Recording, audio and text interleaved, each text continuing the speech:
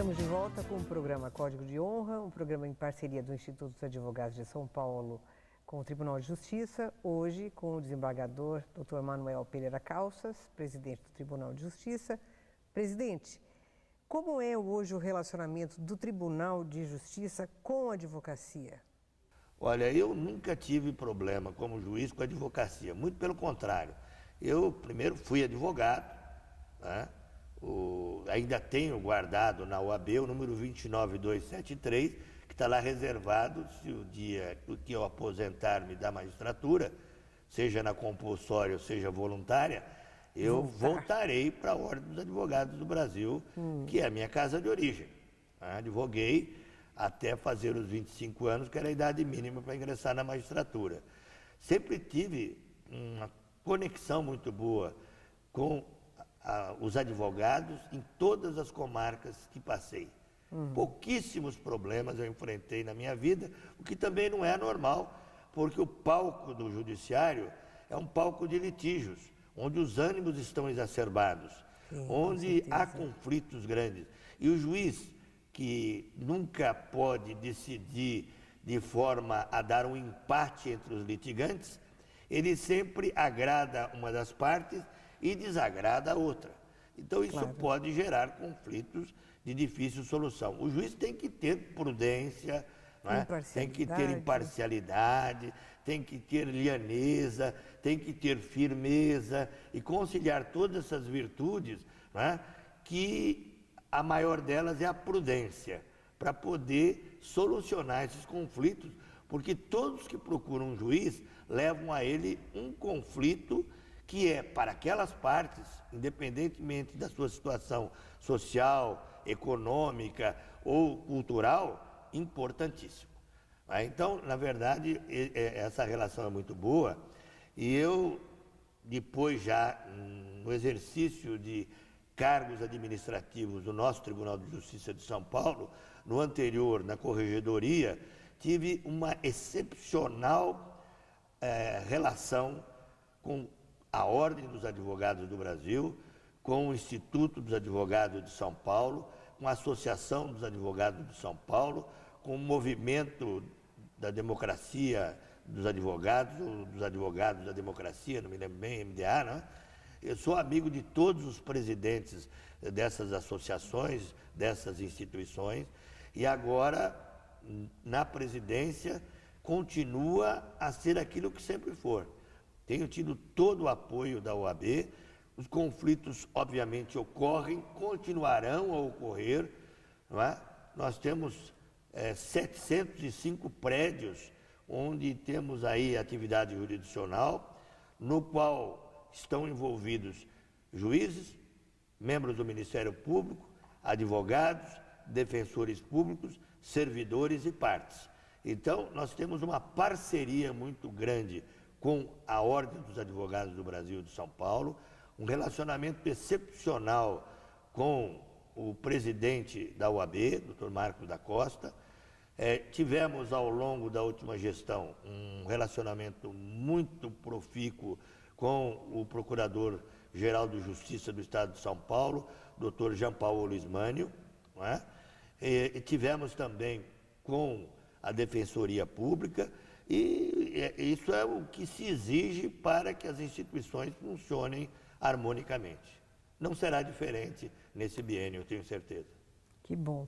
O senhor é ferrenho defensor da segurança jurídica e da lógica do sistema. Para isso, e desde quando eu estava à frente da Corregedoria Geral da Justiça, tenho lutado pela instalação de varas especializadas. Quais vantagens nos trazem as recentes primeira e segunda varas empresariais e de conflitos relacionados à arbitragem, em primeiro lugar, e a terceira vara de falências e recuperações judiciais da capital, no maior fórum da América Latina, o Fórum João Mendes Júnior? E mais uma outra pergunta, há previsão de outras?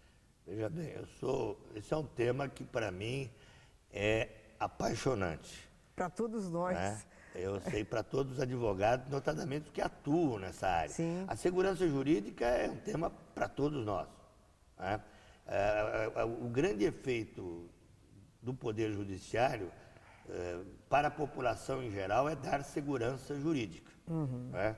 É aquilo que eu falo, é um critério objetivo de justiça para que não tenhamos uma justiça lotérica. Sim. Né? Depende com o juiz que caiu ou com a Câmara que julgou para ser observado este ou aquele entendimento. Isso é muito ruim para todos os partícipes da vida judiciária. Com certeza. Em 2005... E um grande entrave. É um grande entrave, Ana Emília. Em 2005, só para você imaginar, quando entrou em vigor a Lei 11.101/2005, que substituiu o Decreto-Lei 7661/45, que era a antiga Lei de Falência de Concordatas, nós tivemos uma nova lei que criou, que modificou o desenho institucional do processo de falência, inclusive a finalidade do processo de falência, e criou a recuperação judicial. O coração da Lei 11.101/2005 é a recuperação da empresa. E a empresa vista como uma instituição ou uma organização no aspecto que nós, comercialistas, chamamos aspecto ou perfil funcional da empresa. Então, nós fazemos uma distinção entre o empresário e a empresa, não é? Organização, a empresa em funcionamento. Então, quando se fala em princípio da preservação da empresa, isso não significa proteção a qualquer custo do empresário ou da sociedade empresária, seja pessoa física, seja pessoa jurídica. É preservação da organização como uma célula criadora de riqueza para o país. A empresa, num sistema capitalista, que é o adotado pela Constituição Federal, onde a livre iniciativa, a liberdade de concorrência são postulados da Constituição Econômica do nosso país, isso implica que o lucro deve ser perseguido. O lucro não é mal visto. O que é mal visto é o prejuízo, é a incompetência ou a má-fé. Então, o empresário, ele deve gerir a sua empresa de acordo com aquele princípio que nós chamamos da função social da empresa. Então, se a empresa tem uma função social, e tem, na medida que a Constituição Federal, de forma extremamente social, no aspecto de uma Constituição que cuida, né, do Estado democrático, social de direito, ela garante a propriedade, mas garante a propriedade que cumpra a sua função social.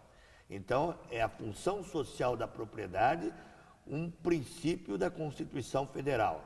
Ora, os meios de produção também constituem propriedade do empresariado. Eles também devem cumprir a sua função social. Né? E cumprir a função social implica responsabilidade social, recolhimento de tributos, recolhimento das contribuições previdenciárias, pagamento dos salários, pagamento de dividendos para os acionistas, né? E por aí afora. Então, a nova lei tem esta tônica, preservação da função social da empresa. Para mim foi uma grande honra poder entrevistá-lo no nosso programa Código de Honra, que é uma parceria nossa do Instituto com o Tribunal de Justiça, e sinta-se permanentemente convidado a participar sempre que tiver alguma novidade para nos trazer, ou simplesmente para engrandecer o nosso programa, e estamos aqui à sua disposição sempre. E se quiser fazer mais alguma consideração final, fique à vontade. Nós sempre temos a preocupação de nos dirigir ao telespectador, ao aluno que nos assiste, quando vê uma pessoa da sua envergadura, com a sua carreira, o que você pode deixar como uma mensagem final para o nosso estudante de direito começando a vida? Bom, isso é exatamente o que eu gosto de fazer, né? Conviver com a juventude acadêmica do nosso país. Eu leciono também aqui em São Paulo na FEA, né? E na FEA de Ribeirão Preto também, por força de compor o Departamento de Direito Comercial do Largo de São Francisco. Então, tenho contato com Ribeirão Preto, com estudantes de economia e de administração, ciências atuariais na cidade universitária, Bauru, na Universidade 9 de Julho, na Pontifícia Universidade Católica de São Paulo. E essa mensagem eu dou sempre em sala de aula. Não é? Primeiro precisa seriedade, precisa estudar muito, não é?